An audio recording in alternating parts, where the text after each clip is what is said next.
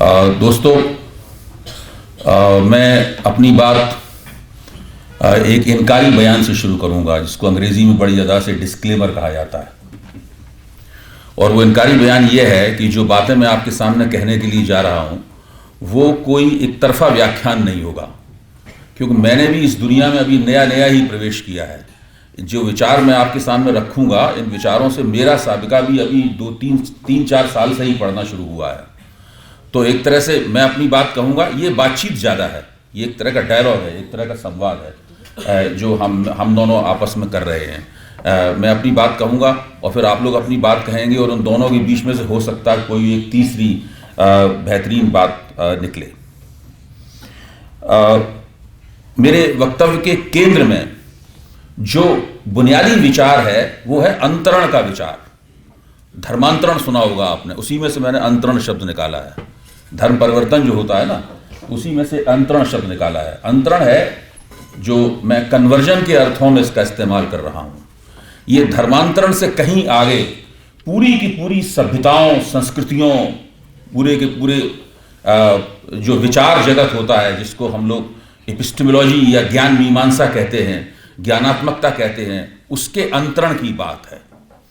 मैं अपनी बातों द्वारा ये दिखाना चाहता हूं कि ये अंतरण कैसे होता है, इस अंतरण को कौन करता है, और इस अंतरण की युक्तियां, वो तरकीबें, वो ट्रिकें वो क्या हैं जिनके जरिए ये अंतरण होता है। अब एक लैटिन अमेरिकी विद्वान हैं वाल्टर मिग्नोली, उन्होंने कुछ साल पहले एक सवाल उठाया था कि स्पेन के राजा फर्डिनांड और महारानी इसाबेला की इजाजत से 500 साल पहले कोलंबस अपना जहाज लेकर निकला था नई दुनिया की खोज करने के लिए।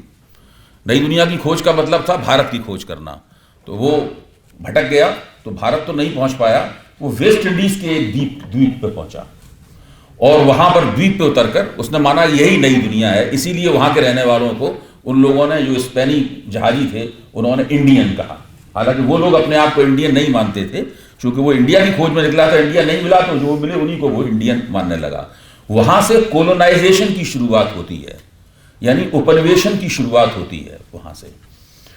500 साल पहले ये जो घटना घटित हुई थी, तो वाल्टर मिग्नोली ये सवाल उठाते हैं कि 500 साल पहले, इस घटना के ठीक पहले दुनिया किस तरह की थी, इसके बारे में थोड़ा सा अंदाजा लगाइए। फिर वो बताते हैं कि दुनिया में तरह तरह के साम्राज्य थे।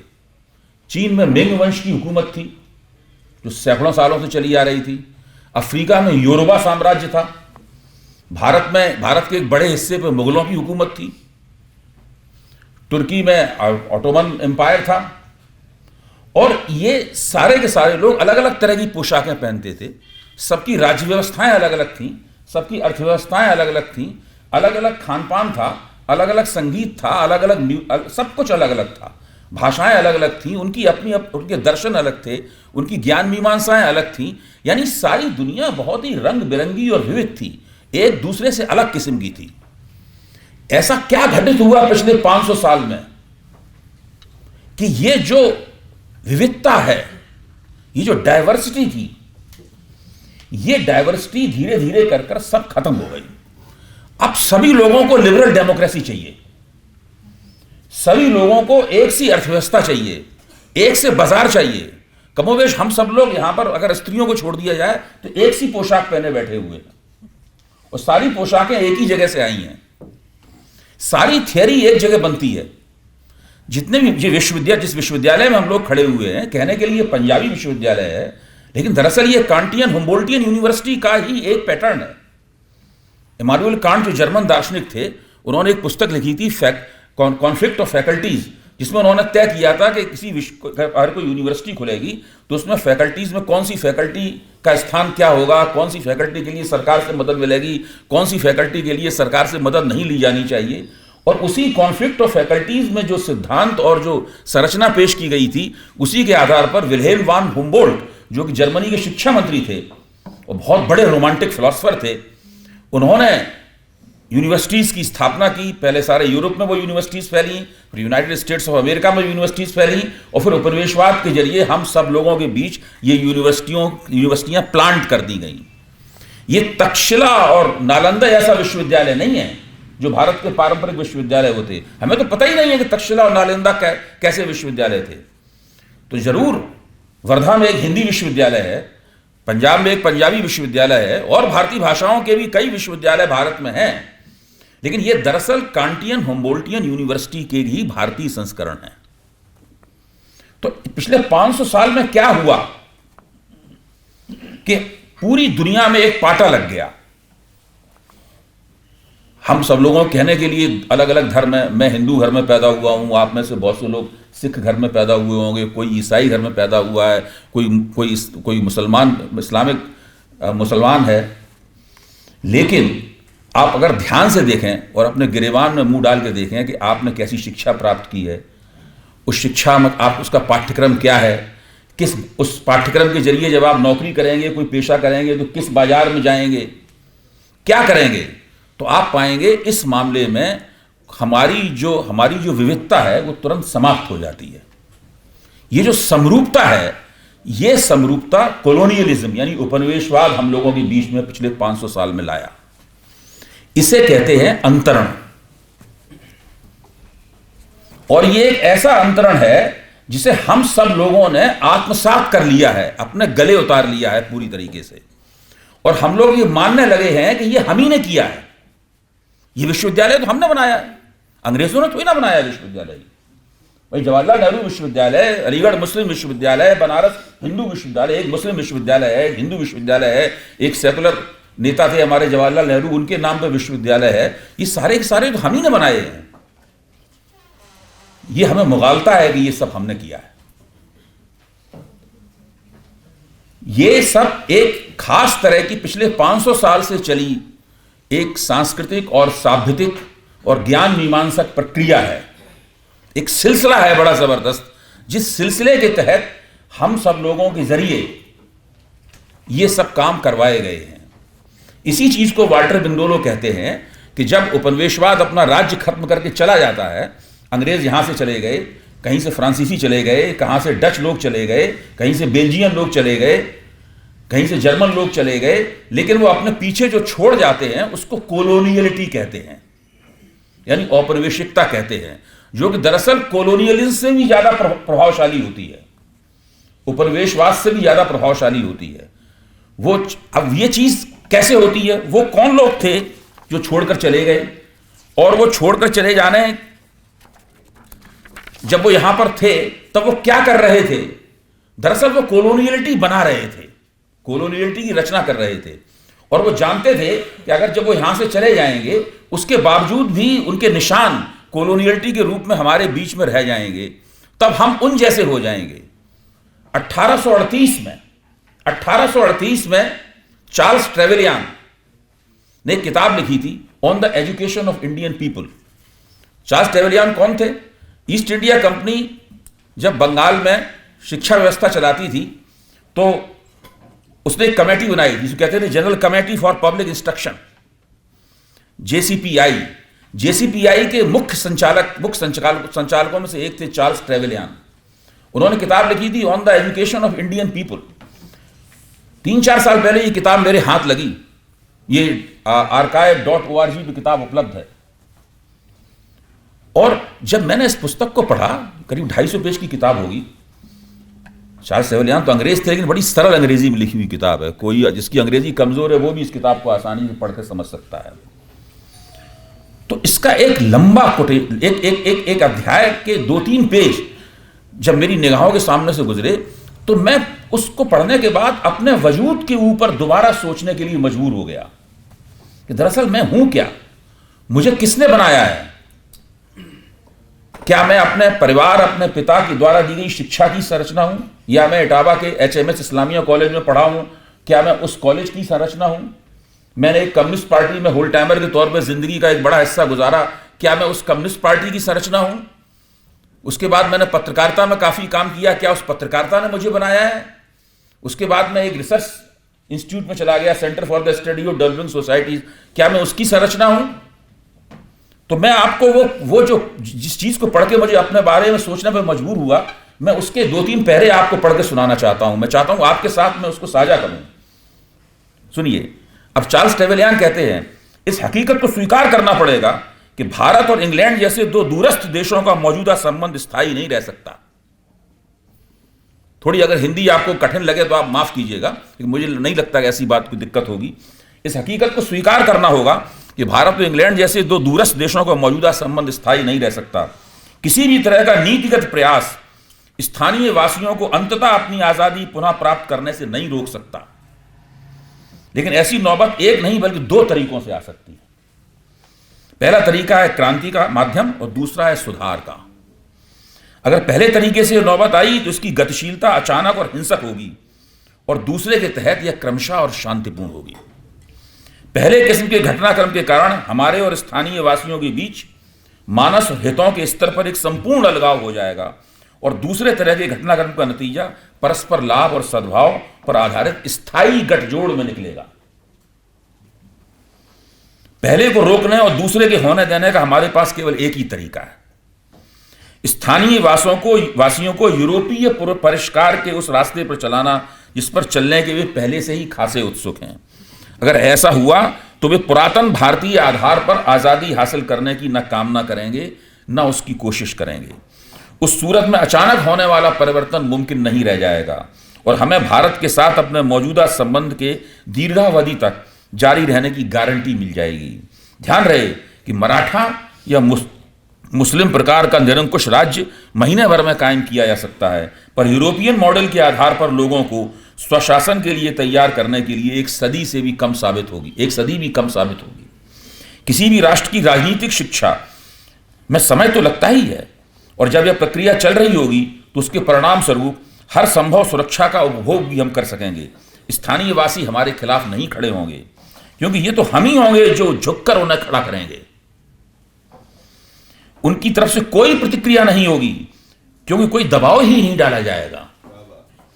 राष्ट्रीय गतिविधियां यूरोपीय ज्ञान प्राप्त करने, उसका प्रसार करने और यूरोपीय संस्थाओं को आत्मसात करने के पूर्णतः निरापद उद्देश्य में खपी रहेंगी। यह जानकर के उनके देश का उत्थान इन्हीं उसूलों के तहत हमारी हिफाजत में ही संभव है, यहां के शिक्षित वर्ग स्वाभाविक रूप से हमारे साथ जुड़े रहेंगे। इस समय भी वे यही कर रहे हैं। हमारी प्रजा का ऐसा कोई वर्ग नहीं है जो विशुद्ध देशी हुकूमत चाहता हो, साथ में जिसके विचार अंग्रेजी सांचे में ढल चुके हों और जिसके लिए हमारी मौजूदगी पूरी तरीके से जरूरी हो चुकी हो। वक्त से पहले देशी सरकार कायम होने के अंदेशे से ऐसे लोग डरे हुए हैं, क्योंकि उस सूरत में उनकी शिक्षा ही उन्हें सताए जाने का कारण बन जाएगी। उनका आज़ादी का एहसास हमारी सरकार के तहत चल रही उनकी साहित्यिक और वैज्ञानिक गतिविधियों की जगह उन्हें उसी तरह की चापलूसी और गुलाम मानसिकता को अपनाना पड़ेगा जिसके लिए एशियाई दरबार खास तौर से जाना जाता है। इस समय ऐसा वर्ग एक छोटा सा अल्पसंख्यक वर्ग है, लेकिन उसमें अंग्रेजी की पाठशालाओं में पल रहे युवकों के जरिए लगातार बढ़ोतरी हो रही है। समय के साथ यह वर्ग बहुसंख्यक हो जाएगा। उस सूरत में जरूरी होगा कि राजनीतिक संस्थाओं को बदला जाए ताकि वे लोगों की बड़ी योग्यता और स्वशासन की क्षमता के अनुकूल बन सकें। परिणाम स्वरूप यह परिवर्तन शांतिपूर्ण और क्रमशः संपन्न होगा। न कोई टकराव होगा, न कोई खींच होगी। स्थानीय लोगों को आजादी मिलेगी, पर उसका सदुपयोग सीखने की कला के बाद। इस रास्ते पर चलने के लिए हमें कोई प्रयोग नहीं करना है। रोमनों ने किसी जमाने में यूरोपीय राष्ट्रों को सभ्य बनाया था। आपको ध्यान होगा ब्रिटेन की जूलियस सीजर ने ब्रिटेन के ऊपर हमला किया था, और उसके बाद सैकड़ों सालों तक ब्रिटेन रोमनों का उपनिवेश, रोमनों की कॉलोनी बना रहा। और जूलियस सीजर ने वहां पर एक गवर्नर नियुक्त किया जिसका नाम एग्रीकोला था। उसको नाम को सुनते ही बच्चे पेप्सी कोला या कोका कोला के बारे में सोचने लगते हैं, लेकिन उस गवर्नर का नाम एग्रीकोला था। और उस एग्रीकोला गवर्नर ने क्या किया, ब्रिटेन में जो गौलिक भाषाएं बोली जाती थी सबसे पहले उन भाषाओं को प्रतिबंधित किया। जो थोड़ी बहुत उन भाषाओं में शिक्षा देने की ब्रिटेन में परंपरा थी उस पूरी तरीके से उसको खारिज कर दिया, और रोमन शैली के स्कूल, लैटिन पढ़ाने के स्कूल वहाँ ब्रिटेन में खोले गए। और पूरे ब्रिटेन का, खासतौर से ब्रिटेन का जो इलीट था, ब्रिटेन का जो अभिजन था, उसका लैटिनाइजेशन किया गया, उसका पूरा लैटिनीकरण किया गया। रोमनों ने किसी जमाने में यूरोपीय राष्ट्रों को सभ्य बनाया था, उनका रोमनीकरण करके अपने शासन के प्रति उनमें लगाव पैदा किया था। दूसरे शब्दों में कहें तो उन्हें रोमन साहित्य और कलाओं की शिक्षा देकर और यह सिखाकर कि उन्हें अपने विजेताओं का अनुपालन करना है, ना कि उनका विरोध करना है। युद्ध संबंधी श्रेष्ठता के कारण हुई प्राप्तियों को शांति काल में कलात्मक श्रेष्ठता के जरिए और पुष्ट किया जाता है। ध्यान कीजिए इस सेंटेंस के ऊपर। युद्ध संबंधी श्रेष्ठता के कारण हुई प्राप्तियों को शांति काल में कलात्मक श्रेष्ठता के जरिए और पुष्ट किया जाता है। उनसे मिलने वाले लाभों के प्रभाव में शुरुआती दौर पर की गई हिंसा की स्मृतियां तिरोहित हो जाती हैं। शुरू में जो आक्रमण के जरिए हिंसा होती है, बलात्कार होते हैं, आगजनी होती है या सांस्कृतिक अपमान होता है, धीरे धीरे कर भाषा, कला, साहित्य, ज्ञान, विज्ञान फैलाकर वो सारी स्मृतियां खत्म हो जाती हैं। मुझे उम्मीद है जिस तरह हम कभी रोमनों के साथ खड़े थे, उसी तरह भारतीय भी जल्दी ही हमारे साथ खड़े हो जाएंगे। टैसिटस ने, जो रोमन इतिहासकार थे, टैसिटस ने हमें जानकारी दी है कि जूलियस एग्रीकोला ने बर्तानिया के प्रमुख लोगों की संतानों को रोम के साहित्य और विज्ञान की शिक्षा देने और रोमन सभ्यता की नफासत से उनका परिचय कराने की नीति अपनाई थी। हम जानते हैं कि ये योजना कितनी सफल रही। ये 1838 में चार्ल्स ट्रेवेलियन ने भारतीय लोगों को शिक्षा दी जाएगी, कैसी शिक्षा दी जाएगी और उसका अंततः नतीजा क्या होगा, इसके बारे में हम लोगों को ये पूरी योजना बनाई थी। ये पूरी योजना आपको चार्ल्स ट्रेवेलियन की इस पुस्तक में दिख सकती है। अब मैं यहां से थोड़ा सा तेजी के साथ आगे बढ़ूंगा और मैं एक और लैटिन अमेरिकी विद्वान एनिबाल किहानो के एक सूत्रीकरण का इस्तेमाल करूंगा। एनिबाल किहानो ने बताया है कि जब कोलोनियलिज्म कहीं जाता है और सांस्कृतिक उपनिवेशन की प्रक्रिया चलती है, तो एनिबाल किहानो बताते हैं कि वो मुख्यतः 3 चरणों में चलती है। जो आपका कल्चरल कोलोनाइजेशन होता है वो मुख्य तौर पर 3 चरणों में होता है। पहला चरण ये होता है कि लोग वहां की परंपराओं का अध्ययन करते हैं, यानी आपके ऊपर शासन करने वाले लोग आपकी परंपराओं का अध्ययन करते हैं। आपको ध्यान होगा कि जब नेपोलियन ने मिस्र के ऊपर हमला करने का मन बनाया था, तो सबसे पहले उसने इजिप्ट इंस्टीट्यूट खोला था और उसमें विद्वानों की भर्ती करके पता लगाया था कि दरअसल इजिप्ट है किस शय का नाम। पहले इजिप्ट को समझा जाए, इजिप्ट का ज्ञान, विज्ञान, परंपराएं समझी जाएं, उसके बाद हम इजिप्ट पर हमला करेंगे और फिर उसके ऊपर कब्जा करेंगे। अंग्रेजों ने थोड़ा सा इसमें परिवर्तन ये किया कि उन्होंने भारत में शासन स्थापित करने के बाद में कलकत्ता में एशियाटिक सोसाइटी की स्थापना की और लंदन से विलियम जोन्स को आमंत्रित किया गया। वो हाई कोर्ट के जज बनाए गए। विलियम जोन्स ने भारत आते ही संस्कृत सीखना शुरू किया। वो फारसी पहले जानते थे, फारसी के विद्वान थे और संस्कृत सीखने के लिए वो कलकत्ता के हाई कोर्ट से 2 दिन की छुट्टी लेते थे और वहां से नदिया जाते थे और नदिया जाके 2 पंडितों के साथ बैठ के संस्कृत सीखते थे। और उसके 6 महीने के भीतर एशियाटिक सोसाइटी के वार्षिक व्याख्यानों में, जो हर साल वो व्याख्यान देते थे, उन्होंने भारोपीय भाषा परिवार यानी इंडो यूरोपियन लैंग्वेज फैमिली के सिद्धांत की स्थापना की। अभी हम लोग उसके ऊपर आएंगे कि उसका क्या नतीजा निकला। तो सबसे पहले परंपराओं की छांटाबीनी की जाती है। अंग्रेजों ने, विलियम जोन्स ने तय किया कि भारत में अंग्रेजों को केवल संस्कृत की जो ज्ञान परंपरा है उसका अध्ययन करना है। जो फारसी की ज्ञान परंपरा है वो बिल्कुल बेकार है, इस्लामिक ज्ञान परंपराएं बिल्कुल बेकार हैं, बौद्ध ज्ञान परंपराओं का कोई मतलब नहीं है, ये हमारे लिए उपयोगी नहीं है। सिर्फ संस्कृत की ज्ञान परंपराओं का अध्ययन करना है और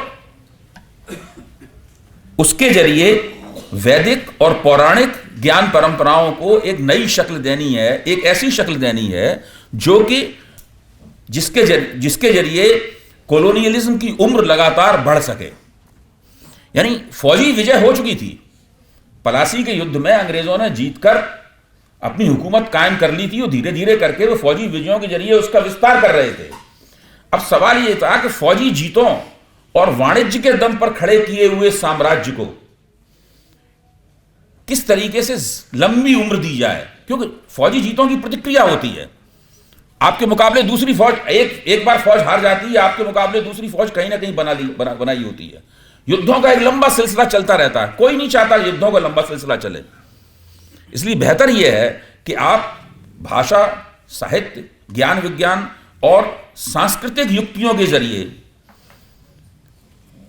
किसी समाज के अंदर एक इलीट वर्ग, एक प्रमुख उसका जो अभिजन वर्ग होता है, उसको छांटे बीने, उसे अपने तरह की शिक्षा दें, अपने जैसा बनाएं। लेकिन ऐसा करने के लिए आपको उनकी परंपराओं का पुनराविष्कार करना होगा, उनकी परंपराओं को री इन्वेंट करना होगा, और वही री इन्वेंट सांस्कृतिक उपनिवेशन के दूसरे चरण में होता है।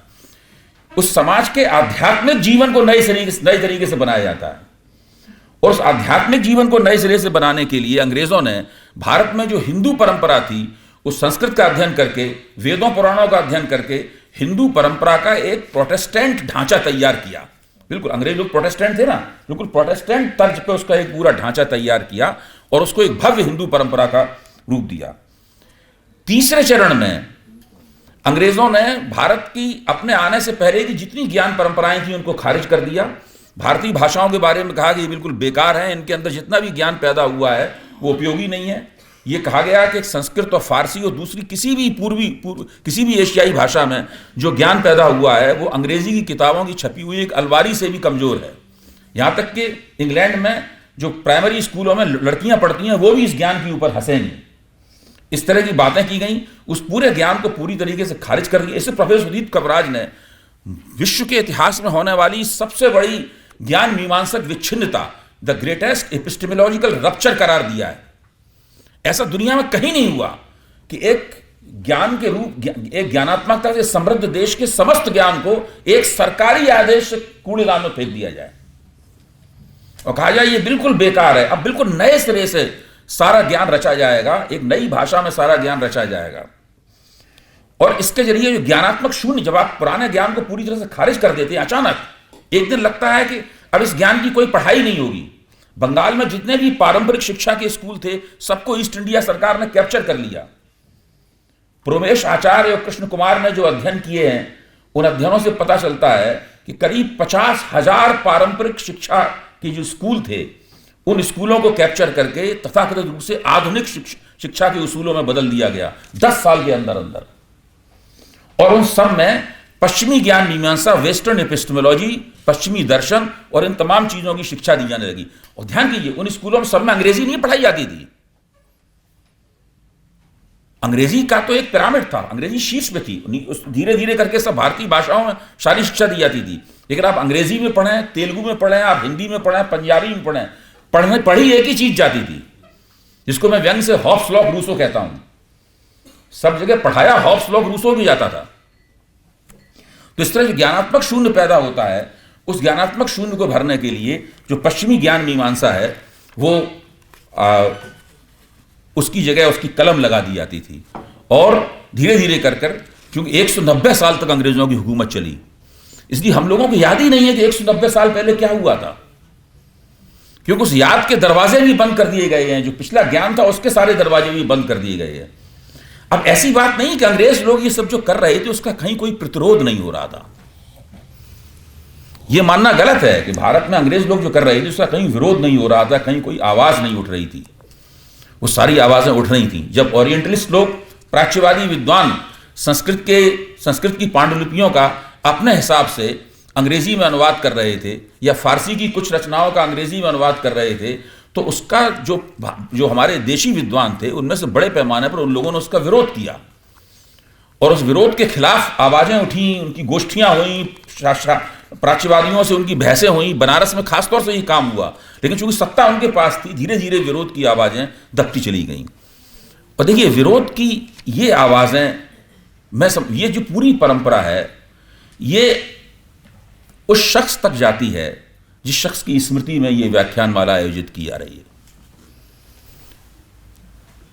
ये जसवंत सिंह कंवल तक जाती है, जो कि पंजाबी कला, साहित्य और संस्कृति के शलाका पुरुष थे। जसवंत सिंह कंवल के बारे में मेरी अपने मित्र सुमेल सिंह सिद्धू से लंबी लंबी बातचीत होती रही है, और हर बार जब वो बातचीत हुई तो मुझे हैरत भी हुई और अफसोस भी हुआ कि हम हिंदी वाले उनके बारे में कितना कम जानते हैं।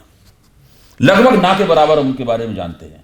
मैं तो समझता हूं कि इस कार्यक्रम में हमें यह संकल्प लेना चाहिए और मेरे जैसे व्यक्ति को अपने ऊपर यह जिम्मेदारी लेनी चाहिए कि जसवंत सिंह कंवल की रचनाओं का हिंदी में अनुवाद हो, उनके महत्वपूर्ण वैचारिक लेखों का और उनके महत्वपूर्ण उपन्यासों का हिंदी में अनुवाद हो। और मेरा मानना है कि अन्य पंजाबी साहित्य का हिंदी में बहुत स्वागत हुआ है, और जब मुझे यकीन है कि जब जसवंत सिंह कंवल का साहित्य हिंदी में जाएगा तो उसका भी बहुत स्वागत होगा और उससे हिंदी का जो सार्वजनिक जीवन है वो भी बहुत बड़े पैमाने पर समृद्ध होगा।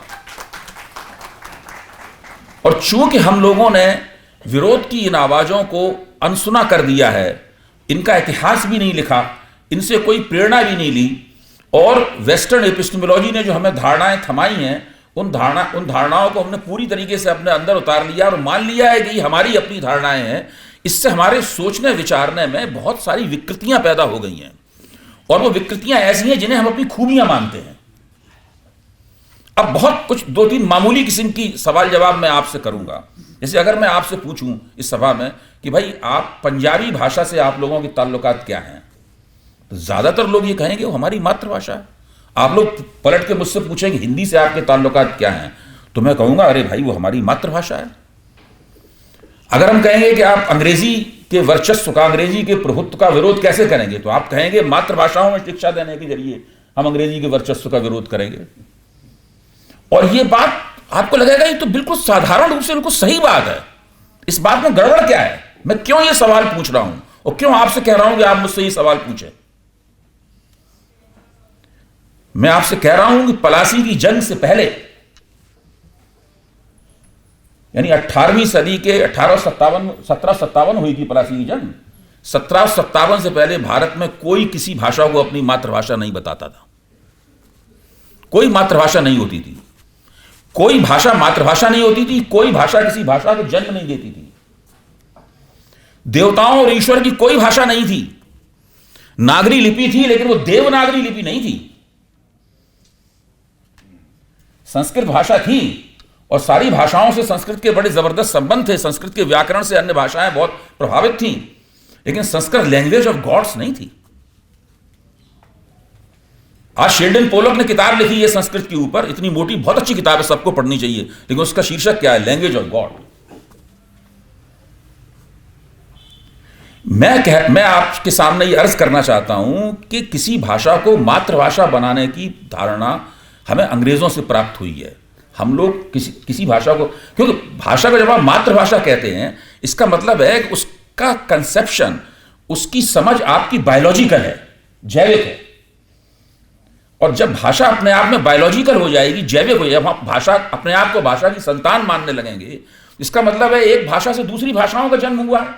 फिर हम किसी मूल भाषा की खोज में चले जाएंगे, एक ऐसी मूल भाषा की खोज में चले जाएंगे इससे दूसरी भाषाओं का जन्म हुआ है।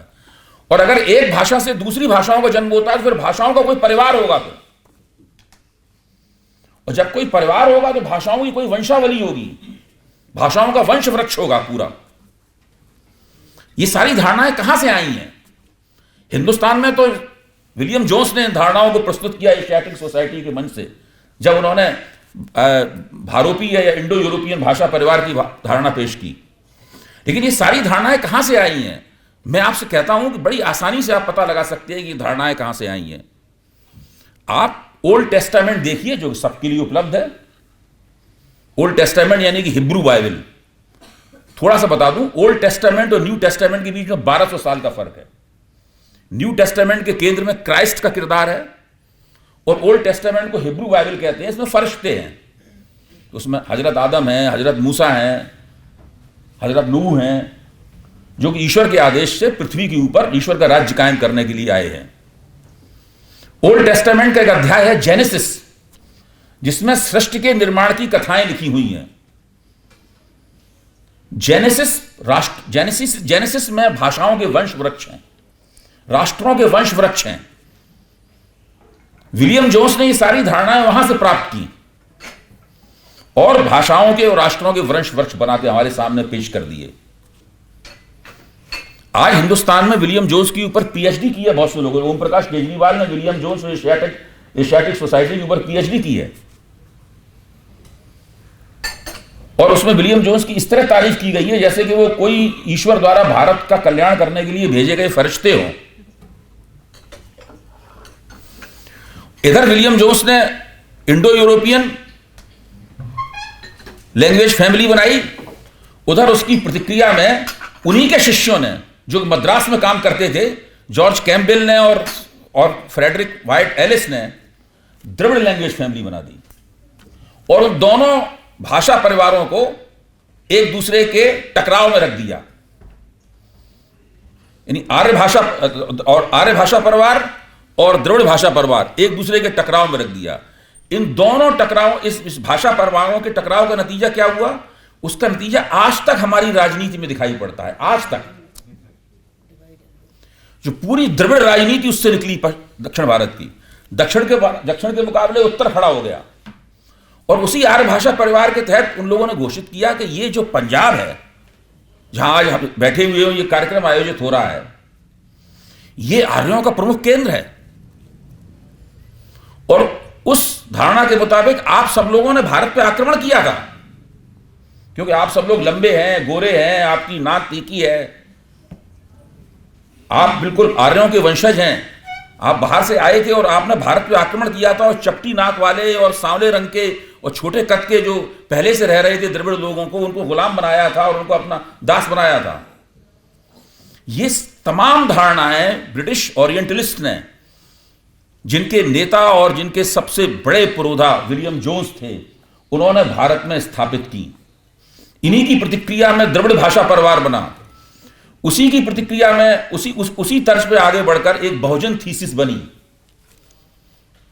उस बहुजन थीसिस में साफ लिखा हुआ है कि आर्यों के जो ब्राह्मण थे, उनके नेतृत्व में किस तरह उनके ब्राह्मणों को पराजित किया गया, और उसके बाद पूरे देवासुर संग्राम की वो सारी थीसिस बना के हम सब लोगों को थमा दी गई।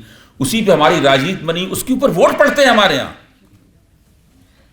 इस मुल्क में उसके ऊपर वोट पड़ते हैं और सरकारें बनती बिगड़ती हैं।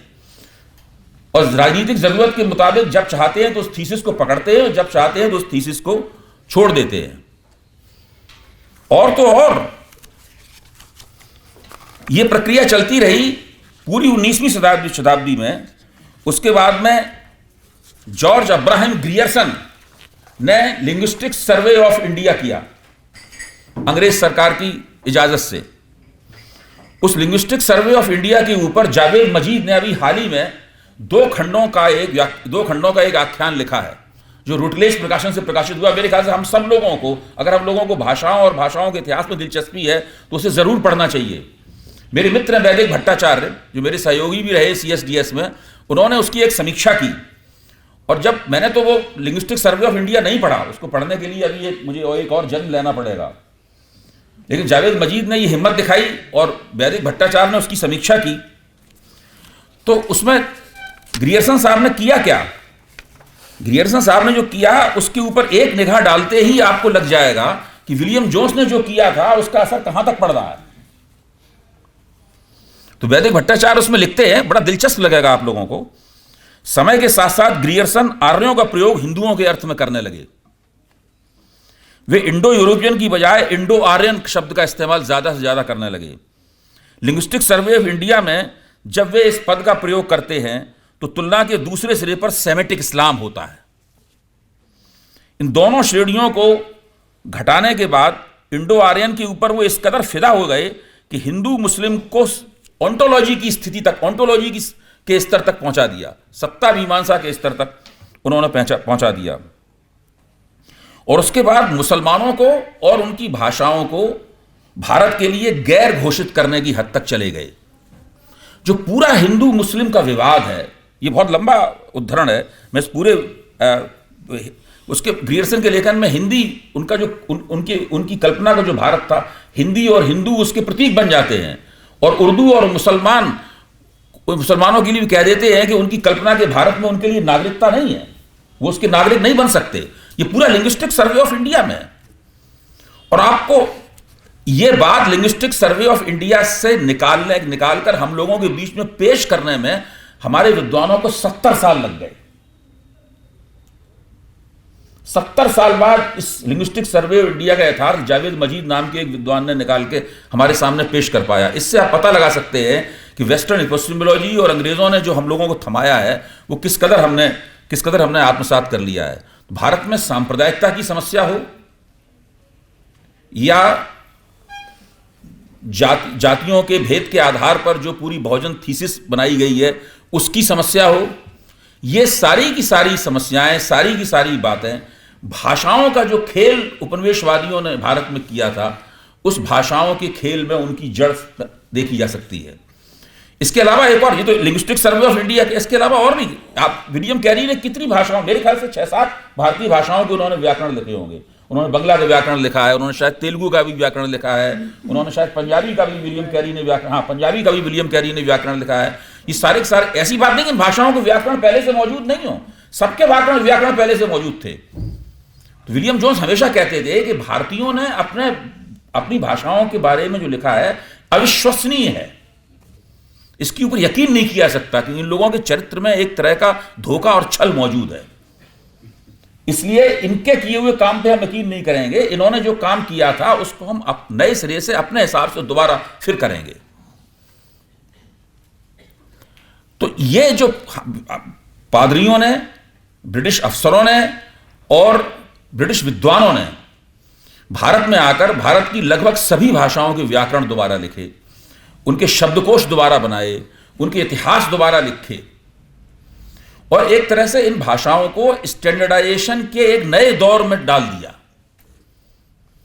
ऐसी बात नहीं कि भारतीय भाषाएं पहले से मानकीकृत नहीं थी, पहले से उनका स्टैंडर्डाइजेशन नहीं हुआ था। शेल्डन पोलक ने बहुत विस्तार से अपने अनुसंधान में इसका वर्णन किया है कि किस तरह 8वीं, 9वीं, 10वीं, 11वीं, 12वीं सदी में भारतीय भाषाएं अर्थव्यवस्था किस तरह चलाई जाए, दरबार का काम किस तरीके से हो, रिकॉर्ड कीपिंग किस तरीके से हो, इन सारे कामों को करती थी, और देश और समाज की भारतीय भाषाएं अलग अलग सेवा करती थी।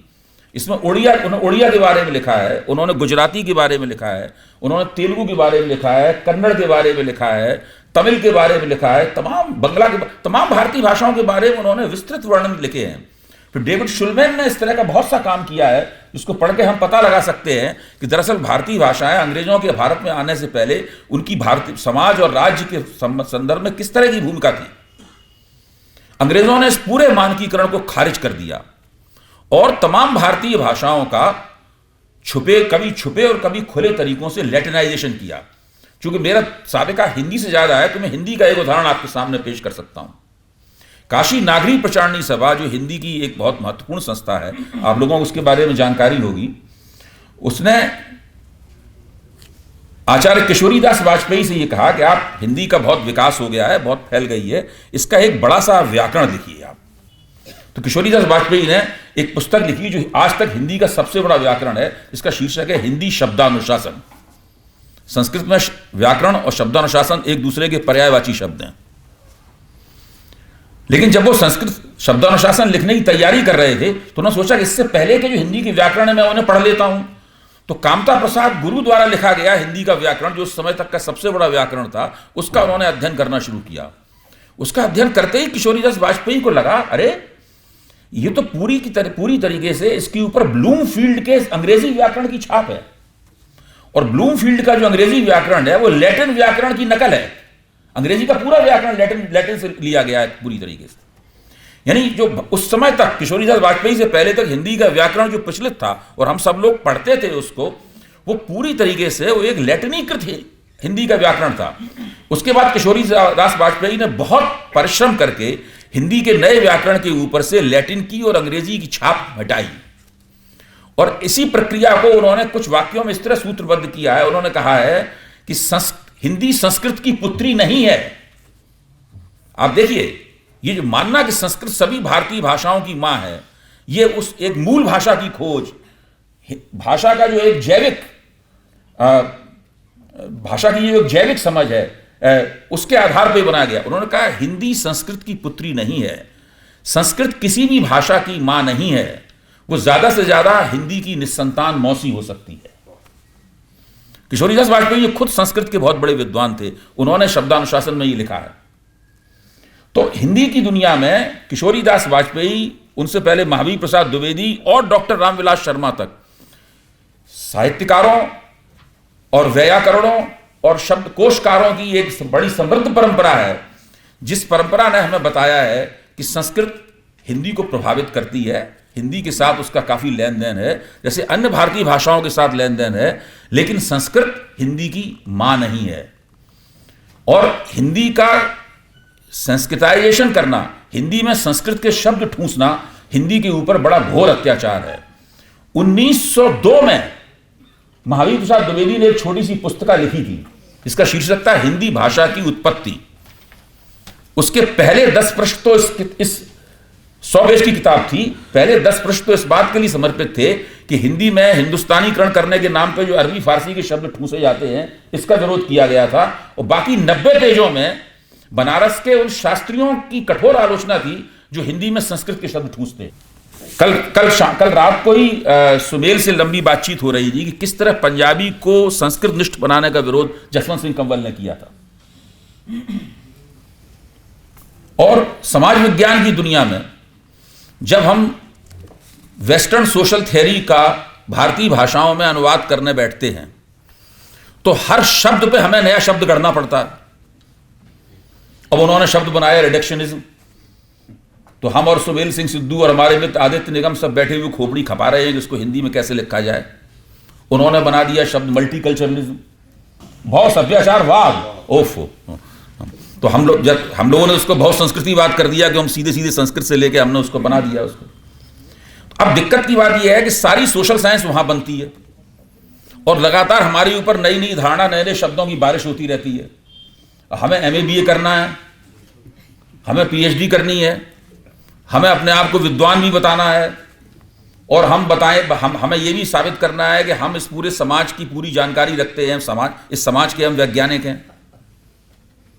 तो हमें उन तमाम शब्दों को कभी हिंदी में, कभी उर्दू में, कभी पंजाबी में। एक कहानी मैंने भी कल बताई थी, मैंने अपने CSDS के विद्वानों से पूछा कि उर्दू में फेमिनिज्म के लिए शब्द कौन सा है बताइए। तो तमाम लुगत कहते हैं उर्दू के शब्दकोश को, डिक्शनरी को, तमाम लुगत वगैरह देखे गए, फेमिनिज्म के लिए कहीं कोई शब्द नहीं मिला। यानी उर्दू में फेमिनिज्म के लिए कोई शब्द ही नहीं था। उन्होंने बताया तहरीक रिस्मा में, अरे तहरीक रिस्मा तो महिलाओं का आंदोलन हुआ, वो फेमिनिज्म थोड़ी ना हुआ। महिलाओं का आंदोलन तो किसी भी विषय पे हो सकता है, वो फेमिनिज्म थोड़ी ना होता है। तो वो बड़ी मुश्किल से पता चला। एक बार यात्रा में कर रहा था तो वहां पे अलीगढ़ मुस्लिम विश्वविद्यालय के एक विद्वान मिले, उर्दू के प्रोफेसर मिले। उन्होंने बताया कि 1997 तक उर्दू में फेमिनिज्म के लिए कोई शब्द ही नहीं था। बाद में प्रोफेसर शमसुर रहमान फारूकी ने फेमिनिज्म के लिए एक शब्द बनाया, तानीशियत। फारसी में तानीश कहते हैं स्त्रीलिंग को, तो इसलिए उसके सहारे उन्होंने तानीशियत शब्द बना लिया। मैं ये बातें इसलिए कह रहा हूं कि ये जो ज्ञान परंपरा वेस्टर्न सोशल थ्योरी के जरिए स्थापित की गई है भारत में, ये एक विशाल कारागार है और उस कारागार में हम सब लोग अपनी मर्जी से बंद हैं। और इस कारागार के कई दरवाजों पर बड़ी बड़ी भारी भरकम लगने वाली अवधारणाएं जो हैं चौकीदार की तरह, पहरेदार की तरह खड़ी हुई हैं। किसी दरवाजे पर लिबरलिज्म, उदारतावाद खड़ा हुआ है, किसी दरवाजे के ऊपर सेकुलरवाद, सेकुलरिज्म खड़ा हुआ है। आप एक दरवाजे से बच के भागेंगे, दूसरा पहरेदार आपको पकड़ लेगा। अब मैं मार्क्सिज्म का यहां पे नाम नहीं लूंगा। किसी दरवाजे पर क्रांति और समाज परिवर्तन के सिद्धांत खड़े हुए हैं और ये कारागार बहुत आरामदेह है और ये कारागार हमें खुद ही बताता है कि हम इस कारागार में जो कैद है उसकी आलोचना कैसे करें। और जब हम उसकी बताई हुई विधियों के आधार पर आलोचना करते हैं तो हमें और भी ज्यादा बेहतरीन और आरामदेह सेल मुहैया करा दिया जाता है। उसमें किसी पश्चिम के विश्वविद्यालय में प्रोफेसरशिप मिल जाती है और वहां जाके हम लोग पोस्ट कॉलोनियल थ्योरी करने लगते हैं। वहीं हमें बताया जाता है कि अगर आप जो आता है उसके आगे आप पोस्ट लगा दें तो आप आधुनिकता के उन सबके आलोचक हो जाएंगे। तो post modernism, post colonialism, post Marxism, post ideology, post truth, ये अभी पोस्ट ट्रुथ बिल्कुल लेटेस्ट है, बिल्कुल नया आया है। और आप यकीन मानिए 5 साल बाद एक नया पोस्ट आपको सुनने को मिलेगा। और इस पर बहुत बड़े बड़े विद्वान हैं, उन्होंने उन मजबूरियों को, जिन मजबूरियों के तहत वो वेस्टर्न सोशल थ्योरी की दिमागी गुलामी कर रहे हैं, और उस सब प्रक्रिया में मैं खुद भी शामिल हूं। मैं जब उनकी आलोचना कर रहा हूं, ऐसा नहीं मैं अपने आप को अलग कर रहा हूं। ये बातें तो मैंने 3-4 साल, 4 साल सोचनी शुरू की हैं। मैं सारी जिंदगी मैंने भी यही पढ़ा है और दूसरों को बताया है, समझाया है, लिखा है, उनके अनुवाद किए हैं। और जो लोग इन बातों को नहीं जानते थे उनका मजाक उड़ाया है मैंने। ये स्थिति है और हम सब लोगों को इस कारागार में बंद कर दिया गया है।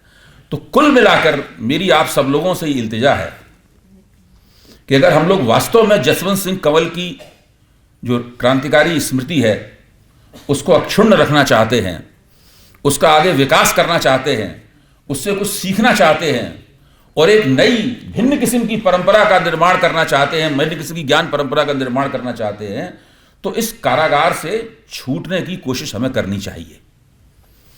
अब कारागार में बहुत दिनों तक जो लोग बंद रहते हैं उनको एक खास तरह की साइकोलॉजी, उनके दिमाग, खास तरह का मानस उनका बन जाता है, जिसको मलेशियाई विद्वान सैयद मोहम्मद अल्तास ने कैप्टिव माइंड कहा था। और ऐसे ही लोगों को प्रोफेसर रणजीत गुहा ने गणेश देवस्कर, अपना मशहूर गणेश देवस्कर लेक्चर देने कहा था कि English education is the spiritual operation on native mind. वो कहते हैं यहां का ऑपरेशन हो चुका है, अंग्रेजी भाषा के पर आधारित जो शिक्षा है उसने यहां का ऑपरेशन कर दिया है। अब कुछ और हो नहीं सकता, क्योंकि हमें हम अपने इतिहास का अपने तरीके से आह्वान करें, उसकी जानकारी हासिल करें, उसके बारे में अनुसंधान करें, यह हमारे लिए असंभव बना दिया गया है। अंग्रेजी शिक्षा इस तरह डिजाइन की गई है जैसे मालिक नौकर को कोई शिक्षा देता हो, उसके लिए डिजाइन। रणजीत गुहा कहते हैं अंग्रेजी शिक्षा नौकर को दी जाने वाली शिक्षा की तरह डिजाइन की गई है। और शिक्षा की खास बात यह है, डिजाइन की खास बात यह है कि हम अपने इतिहास को मालिक की निगाह से देखने के लिए अभिशप्त हैं। मालिक जो बताता है कि यह आपका इतिहास है, वो हमारा इतिहास है, और यह सब जगह होता है। बर्नार्ड कॉन ने एक बहुत दिलचस्प लेख लिखा है, चमार्स ऑफ गोपालपुर।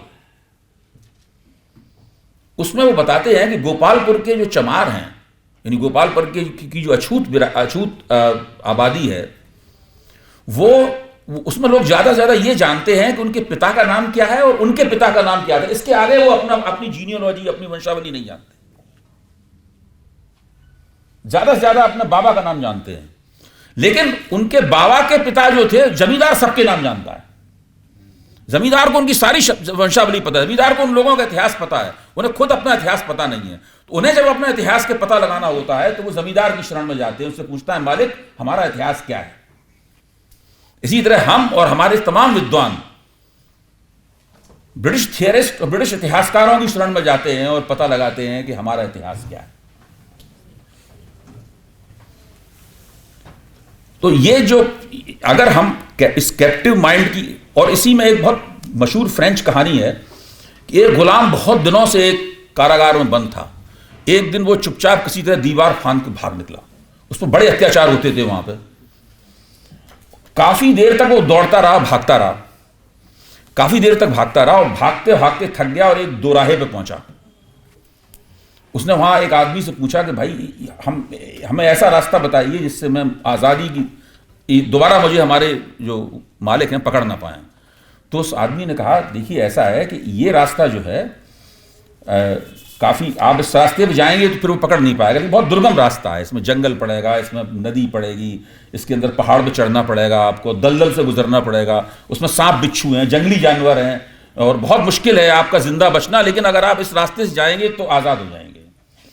और दूसरा रास्ता जो है घूम फिर के उसी पिंजरे में ले जाएगा जिस पिंजरे में आज तक बंद थे। तो गुलाम वहां खड़े होकर सोचता रहा, फिर वो उसी रास्ते में गया और पिंजरे में जाकर दोबारा बंद हो गया, क्योंकि उसे दोनों वक्त की रोटी मिलनी थी, उसकी जिंदगी पहले से तय थी, उसकी जो कुछ भी पिटाई उटाई होती थी, लेकिन जो कुछ था वो पहले से तय था, उसका वो अभ्यस्त हो चुका था वो। तो ये जो वेस्टर्न पश्चिमी ज्ञान मीमांसा का जो कारागार है, ये ऐसा ही कारागार है। इस कारागार में बंद लोग इसके खिलाफ कैसे विद्रोह करते हैं, इसका एक नमूना देकर मैं अपनी बात खत्म करूंगा। एक बहुत बड़े विद्वान हैं, इनका नाम है दीपेश चक्रवर्ती। उन्होंने एक पुस्तक लिखी है, उसका शीर्षक है प्रोविंशियलाइजिंग यूरोप। इस किताब को माना जाता है कि वो यूरोप का जो ज्ञानात्मक विशेषाधिकार है, उस ज्ञानात्मक विशेषाधिकार के खिलाफ उन्होंने विद्रोह कर दिया। तो उस किताब में दीपेश चक्रवर्ती शिकायत करते हैं, वेस्टर्न एपिस्टेमोलॉजी के दरबार में खड़े होकर अपना शिकायतनामा दर्ज करते हैं और कहते हैं कि देखिए आपकी वजह से मैं 9वीं शताब्दी के उस विद्वान को नहीं पढ़ पाया, अभिनव गुप्त को नहीं पढ़ पाया, मैं आनंद वर्धन को नहीं पढ़ पाया, मैं गंगेश और प्राणेशाचार्य को नहीं पढ़ पाया। मैं अगर आपका असर नहीं होता तो मैं वो सब चीजें पढ़ता। लेकिन इसी के साथ साथ वो ये भी कहते हैं, लेकिन इस शिकायत का मतलब ये मत समझिए कि मैं आपको खारिज कर रहा हूं।